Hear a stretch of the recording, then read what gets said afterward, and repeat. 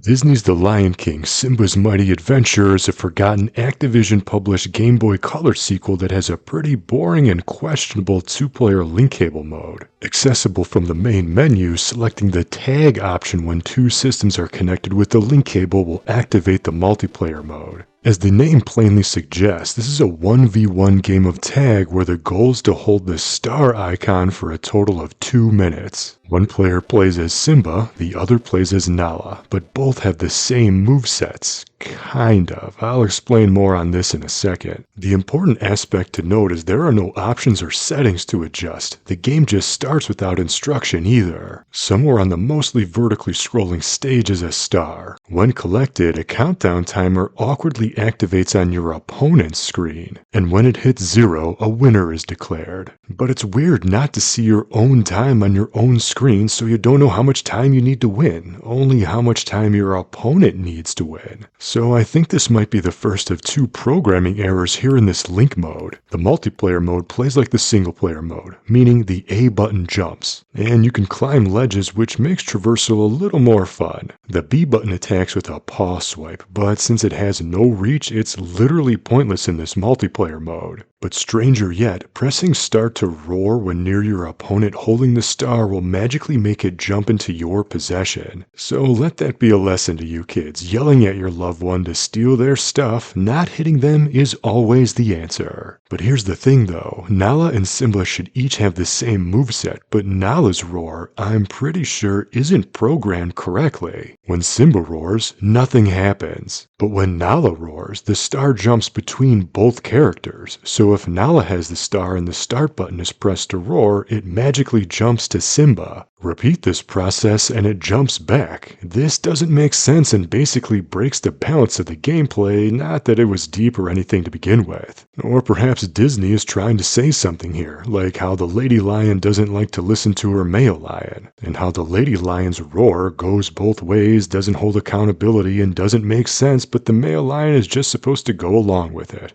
I don't know, Disney sequels were never as good as the original. There's only one stage here in the multiplayer mode, but it's on the slightly bigger side and mostly vertically designed, so you'll need to use that ledge grab move to get around this literal jungle gym to avoid losing your star from your chasing opponent, and the stage is just big enough where you can sneakily hide in a corner if you escape from view quickly. But that's pretty much it. There are no hazards to avoid, no other enemies to get in your way, no power-ups, and no defensive items. Just grab the star, run, hide, and maybe roar once in a while. In other words, it's pretty boring, especially with it being 1 versus 1 and nothing in the environment to help or hurt you. And needing to hold the star for 2 minutes is way too long. 60 seconds would have been plenty. However, it is a decent looking game, even though there isn't much to this multiplayer mode. The animation of each lion, for example, is fluid for a Game Boy Color game. The simple looping soundtrack isn't terrible, but it isn't exactly an ear pleaser, which is a little disappointing since Disney usually goes out of their way to create memorable soundtracks to their properties.